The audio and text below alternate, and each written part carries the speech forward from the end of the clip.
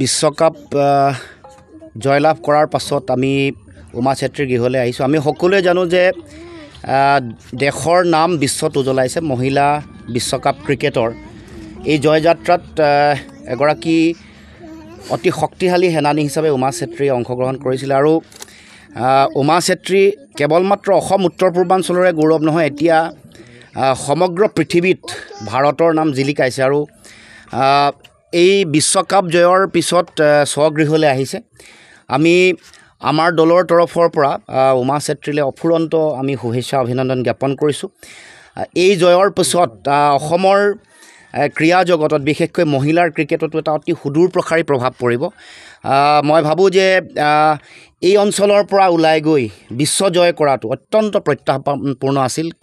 আৰু ইমান প্ৰত্যাহ্বান ইমান জটিলতাৰ মাজত নিজকে আন্তঃৰাষ্ট্ৰীয় প্ৰেক্ষাপটত এনেকৈ শক্তিশালী ৰূপত প্ৰতিষ্ঠা কৰা, নিজৰ পদচিহ্ন সমগ্ৰ পৃথিৱীৰ ক্ৰীড়াৰ শক্তিশালী মানচিত্ৰত প্ৰতিষ্ঠা কৰাটো মই ভাবোঁ যে অসমৰ জাতীয় জীৱনৰ কাৰণে অত্যন্ত গৌৰৱৰ বিষয়। আমি উমা চেত্ৰীৰ এই গৌৰৱোজ্জ্বল যাত্ৰা অধিক আহি থাকিব লগা দিনসমূহত অধিক শক্তিশালী হওক, দৃঢ় হওক। আৰু আগন্তুক দিনসমূহত আৰু যিবোৰ টুৰ্ণামেণ্ট আহিব, বিশ্বকাপৰ আৰু নতুন সংস্কৰণ যেতিয়া আহিব বা আন বিভিন্ন আন্তঃৰাষ্ট্ৰীয় ক্ৰীড়াত উমা চেত্ৰীয়ে অসম আৰু দেশক যাতে আৰু গৌৰৱান্বিত কৰিব পাৰে আৰু আগবাঢ়ি যায়, তাৰ কাৰণে আমাৰ তৰফৰ পৰা অফুৰন্ত শুভেচ্ছা জ্ঞাপন কৰিছোঁ। আশা ৰাখিম এই জয়ে অসমৰ প্ৰতিগৰাকী ব্যক্তিকে সকলোকে গৌৰৱান্বিত কৰিছে। আমি আমাৰ ঘৰৰ এগৰাকী ছোৱালীক আমি এনেকৈ বিশ্বকাপৰ এই জয়ৰ এই যাত্ৰাত অংশগ্ৰহণ কৰাৰ সুযোগ তেখেতে যিধৰণে দি অসমখনক গৌৰৱান্বিত কৰিলে, তাৰ কাৰণে মই ভাবোঁ যে আমি অসমবাসী উত্তৰ পূৰ্বাঞ্চলবাসী সকলো গৌৰৱান্বিত।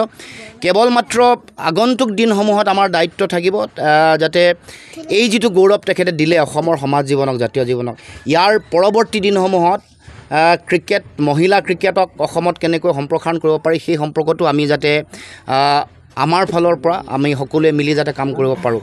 কিন্তু আমি এটা কথা অত্যন্ত দুখ পাইছোঁ যে মহিলা বিশ্বকাপ জয় কৰি আহিছে।